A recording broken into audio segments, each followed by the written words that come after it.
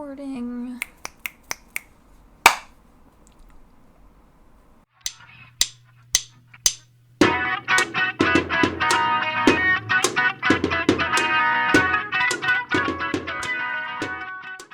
Alright.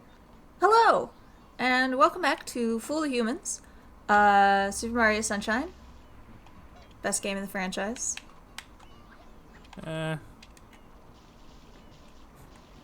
Your favorite game of the franchise. Anyway, so I've forgotten what we were doing. It's been a while since we streamed this. You unlocked that. Whee! I think it was just I think we were at a point where you just had to unlock shines for the next event to happen. That's true. I'm gonna go over here and show you this. Because now this makes it so easy to go through all the water everywhere. You can go say hi. Okay. So this is one of the secret levels that you need Yoshi to unlock. Get a 1-up from this guy by upsetting him. Now come back! No! I suck. Like glitched out in a circle around you. I know. That's unfortunate. You also can get a star. No, come back. By shooting the bird. Yes. Oh, that didn't take as much as I thought it would. I thought that was gonna take way more effort. Oh, you're over there. Okay, you know what? Not a problem. Zoom! Oh, wait, I don't have the hover thing. Damn it. Yeah.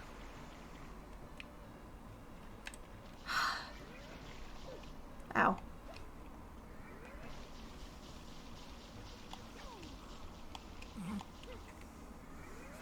This thing goes through so much water so quickly.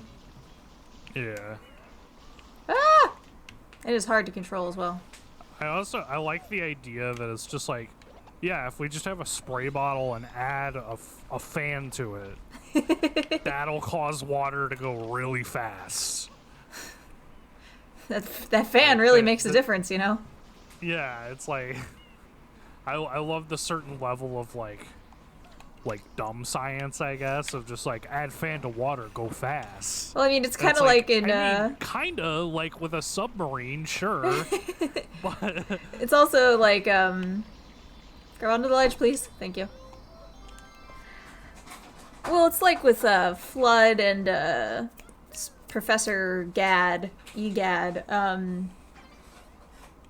You know, like, how do you capture a ghost with a vacuum? Like these videos if you want to see me do Luigi's Mansion. Probably 3. that would be cool because I've never seen Luigi's Mansion all the way through either. I never played it. Oh, it's so good. It's like, it's really interesting that like I'm actually like kind of like noobish to the like Mario franchise, despite me being the one who like was raving about Mario 64 and then started doing Mario 64 speedruns. Right. Like, you would have thought that I would have like this lineage of like, oh, the Mario games are my favorite, where it's like I enjoyed the Mario games I played, I just didn't have them all. You know, I could have sworn I got that one, but I don't know. maybe I forgot. But you just got a speed boost through. Or is it... Oh no, I did get it. It's blue. like grayed out. It's just gonna be annoying and make that noise forever. Yeah. Anyway. Because that's what Nintendo do. Excuse my coughing. So I know I have to get 3 more stars, and that'll set off the next event, which will get me the rocket, which will let me go to the other place. And for each... in order to unlock Corona Mountain... Aptly named for this day and age. In order to unlock Corona Mountain, I need to get 7 stars from each... or 7 shrines from each area. So I think what I'm going to go ahead and do is go into the first area and get 7 of those shrines. I'm just going to go through and start getting 7 of everything. Okay. Because that way I'll be able to actually unlock the final boss sooner. So, I just had a thought when you know, we make the joke in the face about Corona Mountain. So, like, you know how we have, like, memes are aplenty in this day and age? And then, like, back in the day, I guess the closest equivalent to, like, a meme was, like, stuff that showed up in art and literature. Like, jokes or, like, things that happened in paintings. Yeah. So this made me realize that because of the way that we can catalog pretty much our every single thought throughout the day, that there's going to be a time period in the future where they'll look back and they're going to see all the jokes and memes that we made about the coronavirus, COVID-19, but they may not have the contextual knowledge of what the corona pandemic was. So it's just going to be all these jokes that people are reading about the Rona, and they're just not going to get it. Like, they're just going, what is the Rona? I don't understand it. They just coughed and said the Rona, and everyone laughed. I don't understand. So there's just, like, somewhere in the future, there's just going to be, like, that humor is going to be lost. Right. Oh, this is a fun little puzzle. Now, you can cheese this, but I'm going to actually do it properly. Where you can... Okay, so you can spin these. Oh, and it moves the spins. Yeah, whee! You can totally cheese this, but it's also kind of fun just to make this happen. I don't know, I remember being 12 and finding this fascinating. I mean, fair. I was an easy to amuse child. We didn't have the internet, okay? We had to make do with what we got. So, when did you get the internet? Like, when were you conscious of the internet happening in your household? I'm trying to think, like... Ow. Camera, can you... Hello, there we go. Sorry, I'm having some difficulties. What am I doing? Jumping the wrong way, that's what I'm doing. I really can't remember when I was exactly aware the internet was a thing. Because I remember, sorry, I have an itch. I remember is it up here? Because, you know, the computer was a thing before the internet really was a thing.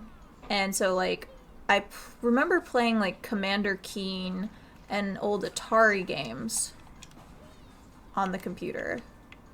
Right. But where the fuck is this last coin? It's over on the white wall over there. On the what? The white wall to your right. It's down there on top of that. I saw it earlier. Didn't I get that one already? You can't see it because it's not rendering in. Oh. There's still one up there. I thought I saw it. Oh, there it is. If you keep going, yeah. I knew I saw it. Dang it, the star's up there. That's why I remembered going up there. It was just bright red against white. And I was like, oh. I didn't realize you had one more left, so I would have said something earlier. No, yeah, that's what I was looking at. I was like, I can't remember where the fuck this last one goes. So I remember the internet. I think I had to have been, like, late in elementary school. Because I think we had internet because my dad had an email address that he needed for work, and he also used it to email family back in Switzerland. But, like, I remember it because it was the running joke in the family was we had a Costco membership, which I guess to anyone who's unfamiliar, it's like a Sam's Club. If you've got a Sam's Club, it's the big warehouse store where you just buy shit in bulk, Right. for really cheap. And so we had a Costco membership, and there was like the whole thing where like a lot of stuff that you bought at Costco, or if you went to Costco on certain days, they would hand out the AOL free time discs of like the trial discs of like get half an hour of internet for free. Yeah, I remember those. And the running joke of my family is that we were like collecting those and we were cashing in on free internet time. I mean, we would did use that them too. to get extra time. Yeah, we used it to back when you had to pay per minute to be on the internet. I remember we got the deal where, like, it came with your phone, but you couldn't use both at the same time. So we weren't paying for by the minute, but it was... So I think we missed the, like, pay by the minute thing entirely, because I remember we went straight to the, like, it's part of the phone, but if you need to use the internet, you can't use the phone. And if you can't use the phone, you have to use the internet. I think we had to pay by the minute for a while, and then we realized we could get dial-up through our phone provider, so that's when we got dial-up. And then we had the same thing, where it was just like, if you like tried to get on the internet while someone was on the phone just started screeching at you. So that had to have been like late elementary school. That was also right around the time when our family first got cable, which was a big deal in our house. See, my parents didn't get cable until I moved out for college. Let me tell you, I was so mad. Man, that is a dedication to, like, being frugal. It wasn't being frugal, it was poor. I mean, it's the same thing depending on which tax bracket you're in. Yeah, no, so we weren't in that tax bracket of frugal. We were in the, like, no, we literally can't afford this. Like, I think we had dial-up, just straight up dial-up internet until my sophomore year of high school. Okay. Like, we did not make that switch until they were like, yeah, this is going away. Yeah, we ended up, it was like when we got cable, and it was shortly after when we got cable was when the look at these things. Like, Verizon started. They're so weird. Are they like little floating pigs? Yeah, I'm uncomfortable. I don't like that. They're so weird. But that was like right around when, like, we got cable, and then it was like very soon after that was when Verizon started doing the, like, here's your cable box, and then you also get an internet hookup, and you get the router. Like the early days of, the router and not having to deal with dial-up. And we ended up getting that. And then it was just like, then the computer and internet was just kind of like a quote-unquote normal thing in my house after that point. But it was a big deal when we got cable, and my parents made fun of me because I was whatever TV package that we had prior to, like, Verizon cable, like, had Nickelodeon, and I don't remember if it was just Nickelodeon as a public channel or was back in the day, but we had access to Nickelodeon, and so I always watched Nickelodeon. It was like the kids channel, you had your cartoons and everything. And then we got cable, and that's when I found out about Cartoon Network. See, and so we didn't have cable, but my grandparents did, and we'd visit them for the holidays for a while there. So I knew what Cartoon Network was, and I knew what these shows were. But it was like something you could only watch at your grandparents' house. Yeah, which they were states away, so it literally was, Mario, get your shit together. It was like the only reason to go out there was for like a holiday. Yeah, exactly. Or something. Yeah, but my parents made fun of me. They're like, "Oh, you're gonna be cheating on Nickelodeon with Cartoon Network."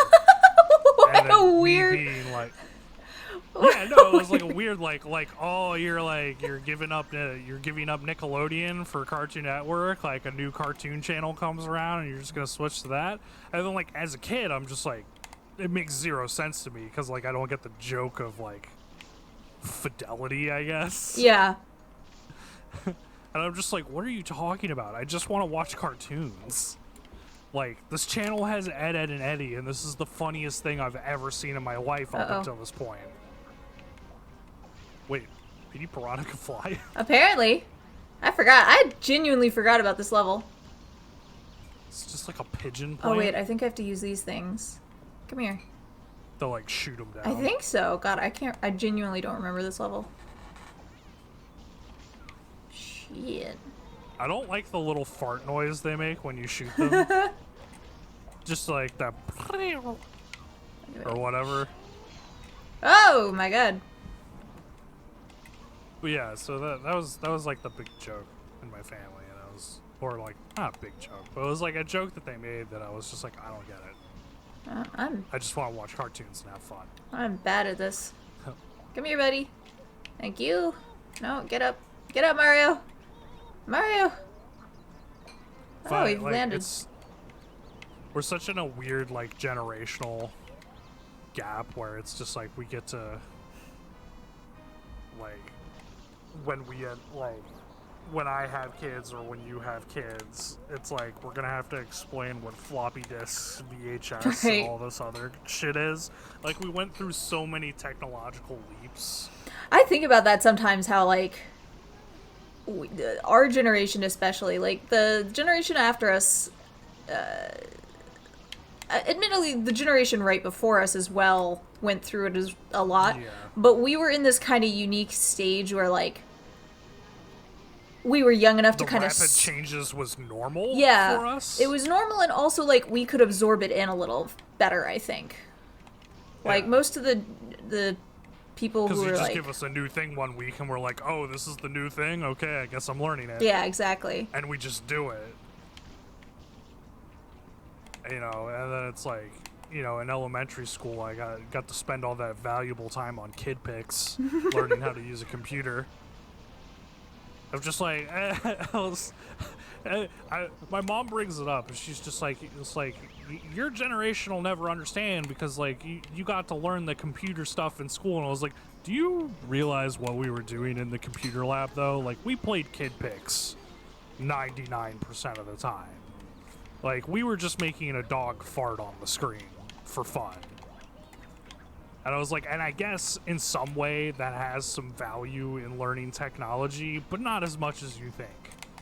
It's not like I was 10 and knew how Excel spreadsheets work. Right. And it's like... It's funny to me because I've seen, like... I don't mean to make too big of a generalization here about, you know, younger kids. But a lot of younger kids I run into don't have... Again, they had a different experience as well, where it's now almost too easy to use.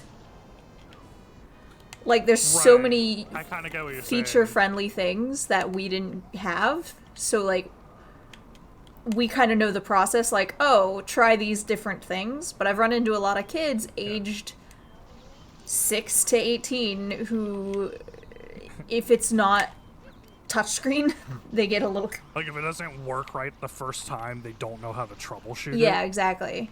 Like, we grew up with the technology being there, but the technology not being reliable. Yes. So we had to figure out how to troubleshoot it. And now, since it's so reliable, when something goes wrong, it's like, well, I guess it's broken. Yeah. And yeah, it is super interesting to think about. I don't think I've ever thought about that before. I remember showing a kid something when I had a MacBook, and they tried to, like, touch the screen because they thought it was touchscreen, and the kid went, "What the hell? Why isn't it moving? And is it broken?" And I was like, "No, dude, it's not a touchscreen. You have to use the keyboard." And they just looked at me like... Trackpad. And this wasn't, like, a tiny kid. This was, like, a 12-year-old. And it just was like, bruh. I didn't say bruh to the 12-year-old. But a lot of those 12-year-olds made me want to go bruh. I do love the meme online of... I don't remember when I saw this, but it's like the whole thing where, like... So, like, when we were in middle school and high school, we had the TI-84s, or the TI-80 through TI-84 super calculators, which is just, like, absolutely massive, chonky calculators that could do a shitload of math. And so it was always the thing in class where there were some activities where you were allowed to use the calculator and some where you weren't. And we would always complain when we weren't allowed to use the calculator. And the teacher would be, well, it's just like, well, you're not always going to have a calculator on you at every given point in your life. Skip forward 5 years. And the smartphone is invented that can do all the same math That a TI could do, yeah. that a TI could do. Like, it's not a standard feature, but it's like our phones don't have the standard feature of being able to like put out graphs and do logarithmic stuff, but it's like there is like the scientific portion of the calculator pre-built into the calculator app of like every smartphone, and I'm just like, we do have calculators everywhere we go. We do have a calculator in the pocket. Well, I don't know where mine is, but it was in my desk drawer at one point. Oh, you still have? I still have my TI. TI? Yeah. I bought a special one when I was in college because it had to be able to do like intense physics stuff. Is it like the TI like 90 or whatever? Something like is? that. Someone had It's one like where the- like 'cause it's you basically could plug in a. Oh, why are you all? Why are you all gunky, because sir? there's like it's like the TI 900 series, and those like even come with the port where you plug it directly into your computer. Yeah. And you just like you can pull data from the computer, put it directly into the calculator, and then bring it back, and it's just like, whoa. Fun challenge for anyone who watches this. If you are below the age of 20 and can leave a comment telling me what TI stands for when we're saying TI Don't Google it. Don't Google it, but if you know the answer, comment it, and I don't know, we'll give it a like. We'll favorite that comment. It'll put it at the top. I don't know. Fun little game. If you know what TI stands for in TI-84. Nope. Get out of the water. Also, so we can like show off that we're becoming old farts. Slowly but surely. Hey, remember when my calculator wasn't in my computer? One of my favorite things is going to be like, back in my day, our music came on magnetic tape. They'll be like, what the hell are you talking about? Magnetic tape compacted into a little rectangle. And then you had to have a machine that had a magnetic tape reader on it. Well, what was the point of showing me that I could get the turbo nozzle and then taking it away? Oh, fuck. Nintendo just giving you the finger. Basically. Just like, here's a reward. Fuck you. Okay. I don't remember particularly having a hard time with this one. Alright, so here's a fun question. What do you think is the oldest or most obscure thing in your Whoops. childhood that to you is normal, but will be absolutely batshit insane to explain to your children? Like, personally for you, what is, like, the weirdest thing? That's a good question. My first immediate response would, even though I think this is something you should have your kid do, but just like my immediate thought was having to tell your kid to memorize your phone number. Yeah, no, that's a big one. To memorize the home phone number and then, like, memorize the phone number of, like, a trusted family friend in case, like, nobody picked up. Yeah. What? Of, like, okay, the first thing you do is you call the house, and then if you don't get anyone there, then you call, like, you know, your uncle, or you call the neighbor that we really like. Something like that. Yeah. That's a good one. Having to memorize your phone number, that's a good one. I'm trying to think what mine would be. Because we had...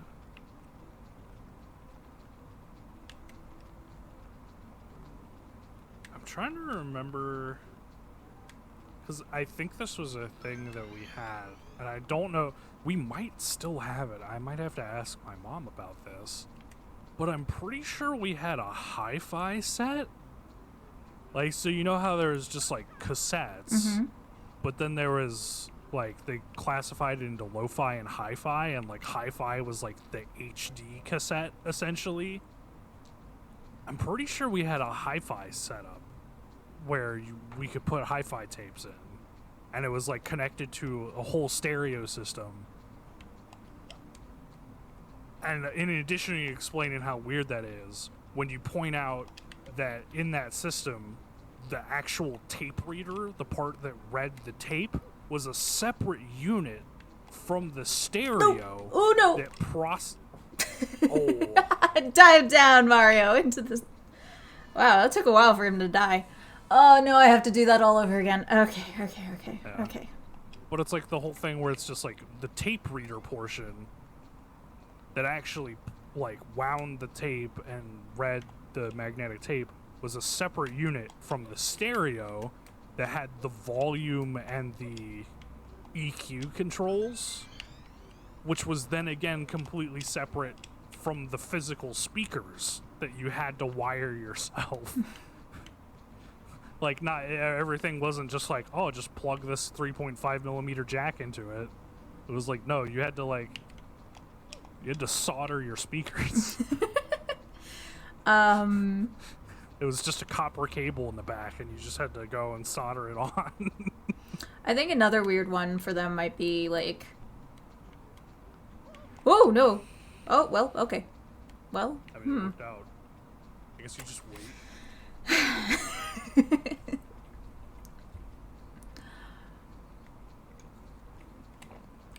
So what was the other one that you were talking about? Sorry, just Pixel distracted me because she's barking. I was thinking like not having instant access to entertainment. Like, right. There's so many subscription services now. I think it'll be interesting to tell them about like the only way you could get a new movie was if you went and got the DVD and rented it. Or like went to the movie theater. Yeah, went to the movie theater or rented it from a store with a bunch of books or went to the library. Yeah. Or like the whole thing of like you couldn't just sit and watch your favorite show episode after episode. Your show was serialized and came on once a week. The new episode came on once a week. Mm-hmm. And you had to be there at that time and turn on your television to watch your show. Yeah. Oh no, I made a mistake. Which is like now when I think about that now, when someone tells me something's a live broadcast, I'm just like, I'll just wait until it's streamable. Yeah. I'll just wait until I can watch the whole season. That's the other thing I've realized. Like, I don't want to get emotionally invested in something until it's over now. Like, until I know it ends. And it's like, it's also like one of those things where it's just like, you feel less guilty if you bail on a show halfway. Mm-hmm. When you can just do it all at once, because like, before it was just like, a show you really liked could have taken a really bad plot twist. But you're like, but then it's just like, but I've been coming home and turning on the TV at 5 o'clock every week on Friday for the past year to watch the show. Am I really gonna stop doing that? Right. Whereas now it's just like, oh, I got 3 episodes in and I don't like it. I'll just watch something else. Yeah, we have a lot more options, which I think is a good thing overall. Yeah, overall is a good thing. It's just like, it's such a weird discrepancy. Yeah. Like, of just like, you know, remember when we had to wait for things?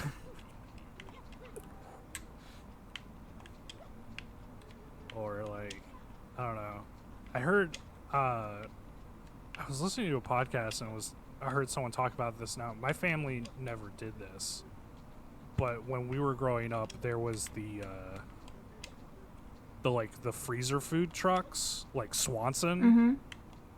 or like Swanson TV dinners, and the I forgot some of the other brand names, but it was just they were these food delivery trucks, and you would get a catalog, and it'd be like, here's a chocolate cake and an entire ham. And you would order it, and then the frozen food truck would come, and they would just deliver your frozen turkey and your cake.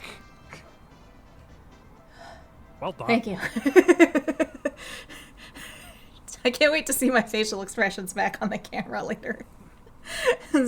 You were talking and I just was going. Yeah, they had those, but also, new event. Rocket time. I'm waiting. I can't remember how many I have to get, and I might have to play into this new area to unlock the next event, which is the flooding event. Okay. I don't remember the conclusion. I just remember at some point this area floods. Interesting. Thank you, Mario. I hate when he stuns you for like 5 minutes here. And he just like walks past you. It's basically he just like shoulder checks you, and you're like, oh, I can't move.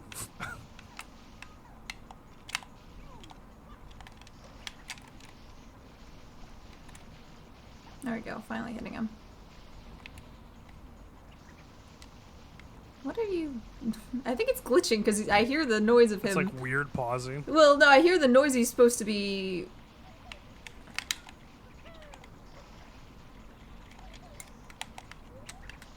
You know what, just stay there.